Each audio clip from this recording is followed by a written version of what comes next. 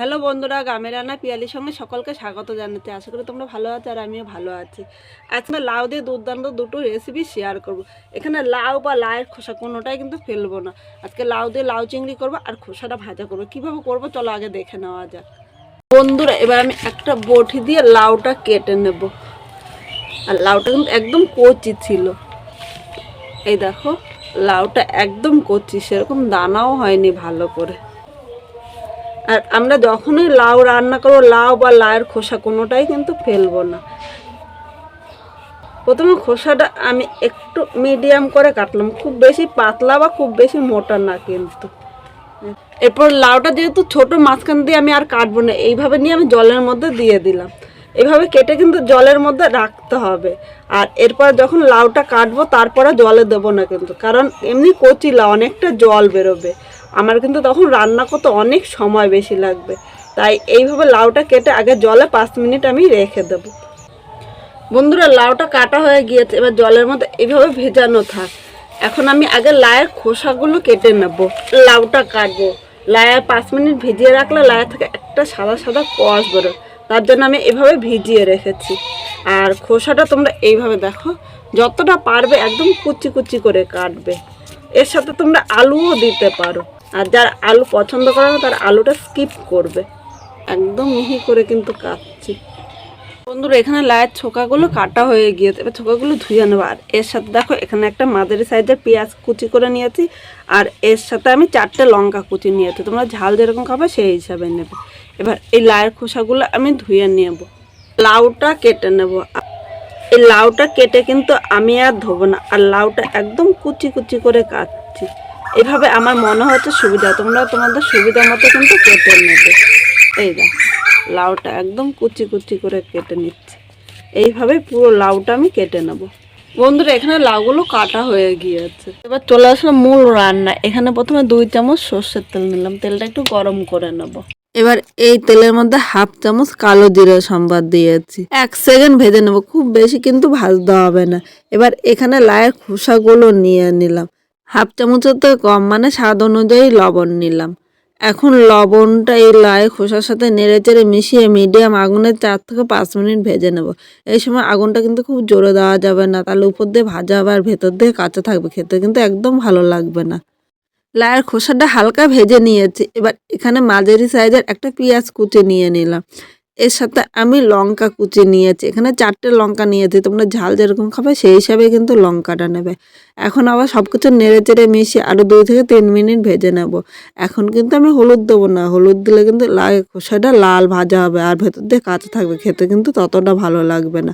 এবার ঢাকা দিয়ে আরও 3 মিনিট এইভাবে রেখে দেবো। লাউয়ের খোসাটা ভাজা হতে হতে এখানে চিংড়ি মাছ নিয়েছি, মাঝারি সাইজের চিংড়ি মাছগুলো বেছে নেব। এই দেখো, চিংড়ি মাছ তোমরা বটি দিয়ে বেছে নিতে পারো বা এইভাবে হাত দিয়ে উপরে, এই দেখো এই খোসাটা টান দিলে কিন্তু উঠে যাচ্ছে। এরপর লেজটা টান দিলে খুব সহজে খোসাটা চলে আসছে। আর তোমরা যদি মনে করো তাহলে এই এই দেখো হাত দিয়ে কিন্তু কেটে নেওয়া যাচ্ছে এইভাবে। আর চিংড়ি মাছের পিছনে একটা শীট থাকে, উপর দিয়ে চিমটি দিলে এই শীটটা কিন্তু উঠে যাচ্ছে। এই দেখো, তোমরা দেখে তোমাদের ভালো করে দেখিয়ে দিলাম, দেখে তো শীটটা টানা সাঁতাতে শীটটা কিন্তু চলে এসেছে।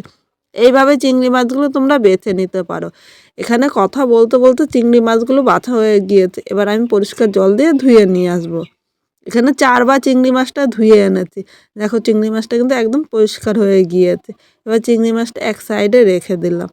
এদিকে আমি ঢাকনিটা তুলে নিলাম। এখানে লাউয়ের খোসাটা দেখো হাফের বেশি কিন্তু ভাজা হয়ে গিয়েছে, আরেকবার একটু নেড়ে চেড়ে নেবো, নাহলে কিন্তু নিচে দিয়ে ধরে যেতে পারে। লাউয়ের খোসাগুলো নেড়ে চেড়ে নিয়েছে। এবার এর মধ্যে হলুদ দিলাম। তোমরা ভাবছো তো যে আগে কেন হলুদ দিইনি, পরে দিয়েছে। আগে হলুদটা দিলে লাউয়ের খোসাটা কিন্তু এত সুন্দর ভাজা হতো না। এবার হলুদটা নেড়ে চেড়ে মিশিয়ে আর 2 থেকে 3 মিনিট আমি ভেজে নেবো, নাহলে কিন্তু এর মধ্যে একটা কাঁচা গন্ধ বের হবে। এখানে দেখো লাউয়ের খোসাগুলো ভাজা হয়ে গিয়েছে। এবার আমি তুলে নিলাম। কড়াইয়ের মধ্যে আবারও আমি 1.5 চামচ সর্ষের তেল দিলাম, খুব বেশি কিন্তু তেল দেবো না। আর যতটা পারবো অল্প তেল মশলায় তোমাদের সাথে রান্না করব। এবার এই তেলের মধ্যে আমি 1/2 চামচের কম লবণ নিয়ে নিলাম, এর সাথে 1/2 চামচ হলুদ নিয়েছি। এখন কিন্তু মিডিয়াম আগুন রাখতে হবে, নাহলে কিন্তু হলুদটা পুড়ে যাবে। হলুদ ও লবণটা একটু নেড়ে চেড়ে নিয়েছি। এবার এর মধ্যে যে চিংড়ি মাছগুলো আমি ধুয়ে রেখেছি, চিংড়ি মাছগুলো নিয়ে নিলাম। তোমরা ভাবছো তো হলুদটা কেন এইভাবে দিলাম। আগের থেকেও তোমরা চিংড়ি মাছে মানে মেখে রাখতে পারো। আর যদি না মাখো তাহলে এইভাবে তেলের উপরে দিয়ে চিংড়ি মাছটা কিন্তু ভাজতে পারো। চিংড়ি মাছ এইভাবে ভাজলেও কিন্তু খেতে ভালো লাগবে। এখন মিডিয়াম আগুনে হালকা লাল করে চিংড়ি মাছগুলো ভাজবো, খুব বেশি কিন্তু ভাজবো না। খুব বেশি কড়া লাল করে চিংড়ি মাছটা ভাজলে কিন্তু খেতে ভালো লাগে না ততটা। এখানে কথা বলতে বলতে চিংড়ি মাছটা হালকা লাল করে ভেজেছি, এই দেখো। এর থেকে বেশি ভাজলে খেতে একদম ভালো লাগবে না। এখন আমি চিংড়ি মাছগুলো তুলে নিলাম। কড়াইতে অনেকটাই তেল আছে, আর চিংড়ি মাছ ভাজতে কিন্তু বেশি তেল লাগেনি, তাই এখানে আমি আর তেল দেবো না। এই তেলেই কিন্তু পুরো রান্নাটা করব। এই তেলের মধ্যে দুটো শুকনো লঙ্কা সম্বাদ দিলাম। এই লঙ্কাগুলো কিন্তু আমার বাড়ির, তার সাথে দুটো তেজপাতা নিয়েছি। হাফ চামচ জিরে সম্বাদ দিলাম। এবার 2 সেকেন্ড ভেজে নেব, খুব বেশি কিন্তু ভাজবো না। খুব বেশি ভাজলে জিরেটা লাল হবে আর খেতে ততটা ভালো লাগবে না। এখানে 2 সেকেন্ড ভেজে নিয়েছি। এবার এর মধ্যে কেটে রাখা লাউগুলো নিয়ে নিলাম। এখন লাউটা সব মশলার সাথে নেড়ে চেড়ে মিশিয়ে মিডিয়াম টু হাই আগুনে আমি 4 থেকে 5 মিনিট রান্না করে নেব। এখন কিন্তু আমি লবণ দেবো না, লবণ দিলে লাই থেকে কিন্তু অনেকটা জল বেরোবে। এইভাবে দেখো নেড়ে চেড়ে মিশিয়ে নিয়েছি, আর ঢাকা দেবো না, যেহেতু কচি লাউ, লাউটা তাড়াতাড়ি সেদ্ধ হয়ে যাবে। এইভাবে আমি মিডিয়াম টু হাই আগুনে 4 থেকে 5 মিনিট রান্না করে 5 মিনিট পর চলে এসেছে। এদিকে দেখো লাই থেকে কিন্তু অনেকটা জল বেরিয়েছে। আগে থেকে লবণ দিলে কিন্তু আরও জল বেরোতো। এবার এখানে আমি স্বাদ অনুযায়ী লবণ দিলাম। এর সাথে হাফ চামচ হলুদ নিয়েছি, অবশ্যই হলুদটা প্রয়োজন মতো নিয়ে নেবে। এর সাথে আমি 3টে কাঁচা লঙ্কা, মানে 3টে আর একটা কাঁচা লঙ্কা এমনি আস্তই দিয়েছি। এবার এর সাথে নেড়ে চেড়ে নিলাম। তোমরা ঝাল যেরকম খাবে সেই হিসাবে নেবে। আর এখন কিন্তু অনেকটা জল বেরিয়েছে, দেখো জলটা কিন্তু আমি নামাইনি, কারণ আমি যেহেতু কাঠে রান্না করছি খুব তাড়াতাড়ি কিন্তু রান্নাটা হবে। আর পুরো রান্নাটা কিন্তু মিডিয়াম টু হাই আগুনে রান্না করতে হবে, কারণ অল্প আগুনে রান্না করলে অনেকটাই জল বেরোবে। এবার দেখো সব কিছু নেড়ে চেড়ে মিশিয়ে নিয়েছি। এবার এর মধ্যে আমি চিংড়ি মাছ ভাজাগুলো নিয়ে নিলাম, কারণ এখন না দিলে চিংড়ি মাছটা কিন্তু সেদ্ধ হবে না। চিংড়ি মাছটা একবার ভেজে নিয়েছি, এর সাথে চিংড়ি মাছটাও নেড়ে চেড়ে মিশিয়ে নিয়েছি। অনেকে তো লাউ চিংড়ি অনেকভাবে রান্না করে, খুব সাদামাটা এইভাবে রান্না করে দেখতে পাবে, খেতে কিন্তু দুর্দান্ত লাগে। চিংড়ি মাছটা নেড়ে চেড়ে মিশিয়ে আরও 3 মিনিট রান্না করে নিলাম। এবার এখানে দেখো অনেকটাই কিন্তু এখনও জল আছে, এই জলটা টানাতে গেলে কিন্তু আরও অনেকটা টাইম লাগবে। তাই খুব অল্প টাইমে তোমরা এই রান্নাটি করতে পারো। এখানে আমি 1 চামচ চালের গুঁড়ো নিয়েছি, অবশ্যই এখানে কিন্তু চালের গুঁড়োই নিতে হবে। এবার চালের গুঁড়োটা এর উপরে ছড়িয়ে দিলাম। চালের গুঁড়োটা এবার এর সাথে নেড়ে চেড়ে মিশিয়ে নিলাম। দেখো জলটা কিন্তু অনেকটাই টেনে নিয়েছে। এইভাবে কিন্তু তোমরা রান্না করে দেখতে পারো। 1 মিনিট নেড়ে চেড়ে রান্না করে নিলাম। এবার এখানে একটু মিষ্টি দিয়ে দিলাম। যেহেতু লাউ রান্না করছি, একটু চিনি না দিলে খেতে কিন্তু ভালো লাগবে না। যারা মিষ্টিটা পছন্দ করে না, সামান্য হলেও একটু মিষ্টি দেবে, নাহলে কিন্তু একটুও ভালো লাগবে না। চিনিটা নেড়ে চেড়ে মিশিয়ে আরও 2 মিনিট রান্না করে নিলাম। এবার নামানোর আগে এখানে একটু ধনেপাতা কুচি ছড়িয়ে দিলাম। এই শীতের দিনে ধনেপাতা কিন্তু খুব সহজেই পাওয়া যায়, আর একটু ধনেপাতা না দিলে এই লাউটা কিন্তু খেতে ততটা ভালো লাগবে না। ধনেপাতা দিয়ে সাথে সাথে কিন্তু উনানে আগুনটা আমি বন্ধ করে দিয়েছি, কারণ ধনেপাতা দিয়ে জাল দিলে ধনেপাতার গন্ধটা কিন্তু থাকে না।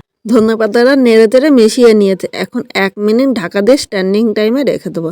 1 মিনিট পর নামিয়ে নিয়েছি। এইভাবে করে গরম ভাতে এই লাউ চিংড়ি আর তার সাথে লাউয়ের খোসা ভাজা দুটোই কিন্তু দুর্দান্ত লাগবে, আর রুটি দিয়েও কিন্তু দারুণ লাগবে। তোমাদের কীরকম লাগলো অবশ্যই একবার কমেন্ট করে জানিও।